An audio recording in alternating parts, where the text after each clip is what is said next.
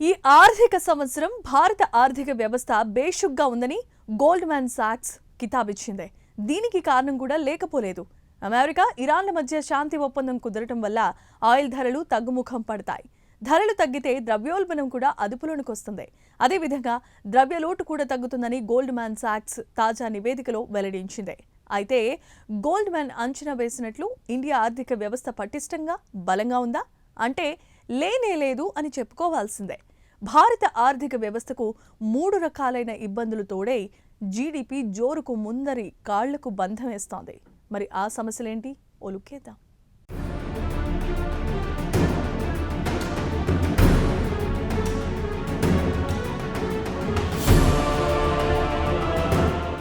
Indian economy ప్రపంచంలోనే శరవేగంగా దూసుకుపోతున్న ఆర్థిక వ్యవస్థ అని గ్లోబల్ రేటింగ్ ఏజెన్సీలు ఇప్పటి వరకు ఇండియాను ఆకాశాన్నెత్తాయి.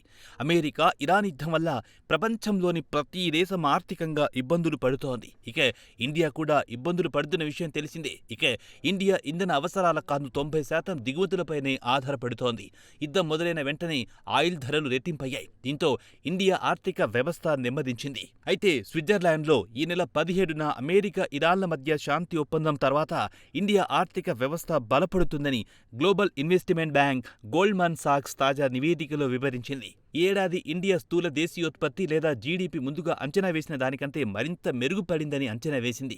చమురు ధరలు తగ్గితే ద్రవ్యోల్బణంతో పాటు కరెంటు ఖాతా లోటు కూడా అదుపులోకొస్తుంది. మొత్తానికి చూస్తే దేశ ఆర్థిక వ్యవస్థ లేదా జీడీపీ మరింత పుంజుకుంటుందని గోల్డ్‌మ్యాన్ సాక్స్ తాజా నివేదికలో వివరించింది.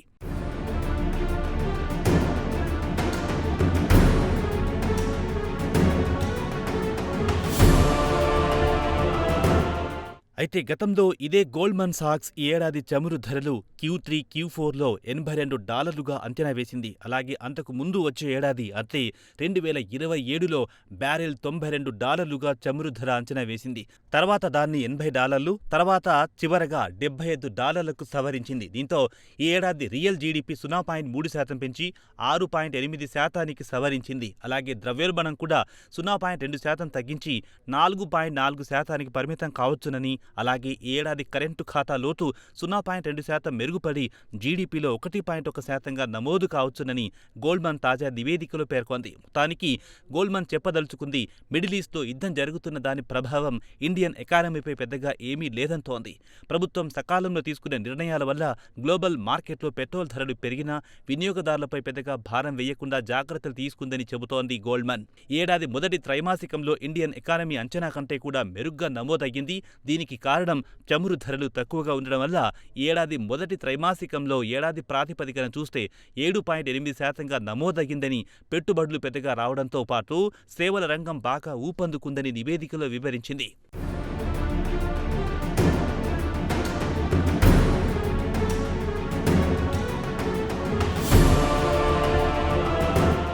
ఇదిలా ఉండగా ఈ ఏడాది రెండవ, మూడవ త్రైమాసికంలో వినియోగం పెద్దగా ఉండకపోవచ్చునని అంచనా వేసింది. వివరంగా చెప్పాలంటే ప్రజలు తమ వద్ద ఉన్న డబ్బు విరివిగా లేదా ఉదారంగా ఖర్చు చేయలేరు. దీనికి కారణం పెరిగిన పెట్రోల్ ధరలని వివరించింది. ఇక పెట్రోల్ ధరలు పెరిగితే కుటుంబ ఖర్చులు తగ్గించుకుంటారని గోల్డ్‌మ్యాన్ నివేదికలో పేర్కొంది. అయితే గ్లోబల్ కమాడిటీ ధరలు, ముఖ్యంగా యూరియా ధరలు తగ్గుముఖం పట్టొచ్చు. దీంతో ప్రభుత్వానికి సబ్సిడీ బిల్లు తగ్గొచ్చు. ఒకవైపు చమురు ధరలు తగ్గడం, మరోపక్క ఎరువుల సబ్సిడీ తగ్గితే ప్రభుత్వంపై ఆర్థికపరమైన ఒత్తిడి తగ్గుతుందని గోల్డ్‌మ్యాన్ అంచనా. ఇక ద్రవ్యోల్బణం గురించి ప్రస్తావిస్తూ ముడి చమురు ధరలు తగ్గితే పెట్రోల్, డీజిల్ ధరలు పెరిగే అవకాశం ఉండదు. పెట్రోల్, డీజిల్ ధరలు తగ్గితే నిత్యావసర వస్తువుల ధరలు తగ్గుముఖం పడతాయి. దాంతో ద్రవ్యోల్బణం పూర్తిగా అదుపులోకి వస్తుందని గోల్డ్‌మ్యాన్ నివేదికలో పేర్కొంది.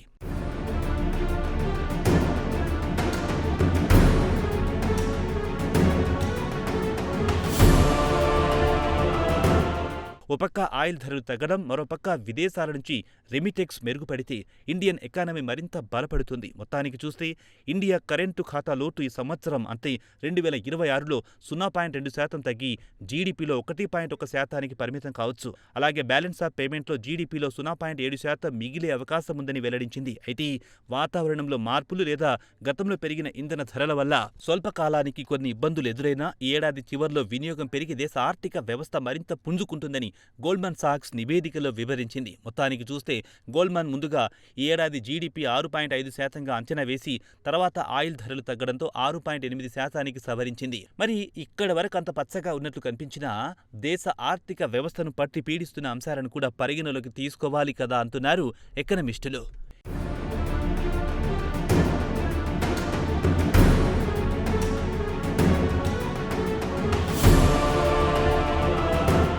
ఇక ఇండియన్ ఎకానమీని పట్టి పీడిస్తున్న అంశాల విషయానికొస్తే దేశంలో పెరిగిపోతున్న నిరుద్యోగుల సమస్య, మరోవైపు అప్పులు, మరోపక్క పెరిగిపోతున్న ద్రవ్యోల్బణం ఇండియన్ జీడీపీ వృద్ధికి అడ్డంకిగా మారాయి. అవేంటో చూద్దాం. ఒకటి, దేశంలోని యువతలో పెరిగిపోతున్న నిరుద్యోగ సమస్య. ఇటీవల సుప్రీంకోర్టు ఇచ్చిన ఓ తీర్పు గురించి చూద్దాం. ఉన్నత చదువులు చదువుకున్న వారు తక్కువ స్థాయి ఉద్యోగానికి దరఖాస్తు చేసుకోరాదని తీర్పిచ్చింది. ఉదాహరణకు డిగ్రీ చదువుకున్న స్టూడెంట్ బ్యాంక్ అటెండర్ పోస్టుకు దరఖాస్తు చేసుకోవడానికి వీల్లేదని తేల్చి చెప్పింది. ఇక బ్యాంక్ అటెండర్ ఉద్యోగానికి కేవలం 10వ తరగతి చదువుకున్న వారు మాత్రమే దరఖాస్తు చేసుకోవాలని అత్యున్నత న్యాయస్థానం తీర్పిచ్చింది. ఉన్నత చదువు చదువుకున్న విద్యార్థికి చదువుతగ్గ ఉద్యోగం ఇవ్వాలనేది కోర్టు ఉద్దేశంగా కనిపిస్తోంది. వర్కింగ్ ఇండియా 2026 నివేదిక ప్రకారం దేశంలో 67% గ్రాడ్యుయేట్లు నిరుద్యోగులుగా ఉన్నారని, వారి వయస్సు 20 నుంచి 29 సంవత్సరాల లోపు వారే. ఇక వీరంతా చిన్న చితిక ఉద్యోగాలకు దరఖాస్తు చేయలేరు. ఇక గ్రాడ్యుయేట్లకు ఉద్యోగాలు లభించకనే వారు చిన్న చితిక ఉద్యోగాలకు దరఖాస్తు చేసుకుంటున్నారు. ఇక కోర్టు తీర్పుతో వారు చిన్న చిన్న ఉద్యోగాలకు దరఖాస్తు చేసుకోలేని పరిస్థితి. ప్రపంచంలోనే అత్యధిక యువత ఉన్న మన దేశంలోనే నిరుద్యోగుల సంఖ్య భారీ స్థాయిలో ఉంది. వారికి సరిపడ ఉద్యోగ అవకాశాలు లేనేలేవు.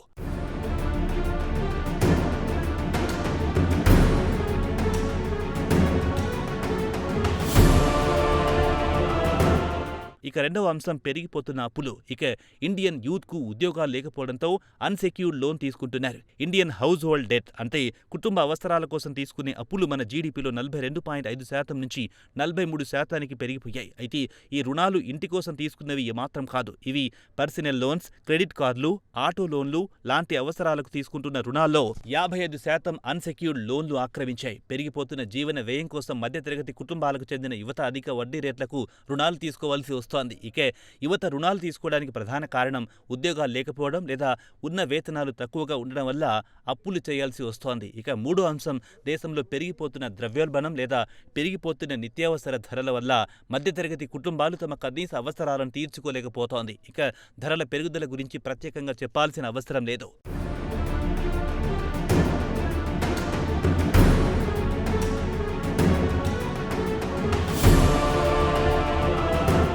ఇక నిత్యావసరాల ధరల విషయానికొస్తే గత 5 ఏళ్లలో పాల ధర 10 రూపాయలు పెరిగింది. ఇక గుడ్ల ధర విషయానికొస్తే గత 5 ఏళ్ల కాలంలో 35% పెరిగాయి. ఇక మందుల ధర విషయానికొస్తే ఏడాదికి 14%. ఎడ్యుకేషన్ విషయానికొస్తే పిల్లల చదువును తీసుకుంటే గత 6 ఏళ్లలో ఫీజులు రెట్టింపయ్యాయి. ఇక డాలర్ మారకంతో రూపాయిని చూస్తే గత 5 ఏళ్లలో 30% క్షీణించింది. మరి ధరలు ఇంత దారుణంగా పెరుగుతుంటే దానికి తగ్గట్టు వేతనాలు పెరిగాయా అంటే లేనే లేదని చెప్పుకోవాల్సిందే.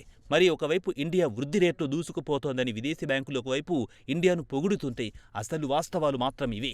దేశంలో యువత నిరుద్యోగంతో సతమతమవుతున్నాయి. వేరే దిక్కులేక ఎన్బిఎఫ్సిల నుంచి ఎక్కువ వడ్డీకి రుణాలు తీసుకుంటున్నాయి. మరోపక్క నిత్యావసర ధరలు పెరిగినట్టు వేతనాలు పెరగడం లేదు. ఇవి పచ్చి వాస్తవాలు. ఇవే మన జీడీపీలో జోరుకు కళ్ళెం వేస్తున్నాయి. మరి కేంద్ర ప్రభుత్వం ఈ బర్నింగ్ ఇష్యూలపై ఫోకస్ పెడతాయో లేదో అనేది కాలమే చెప్పాలి.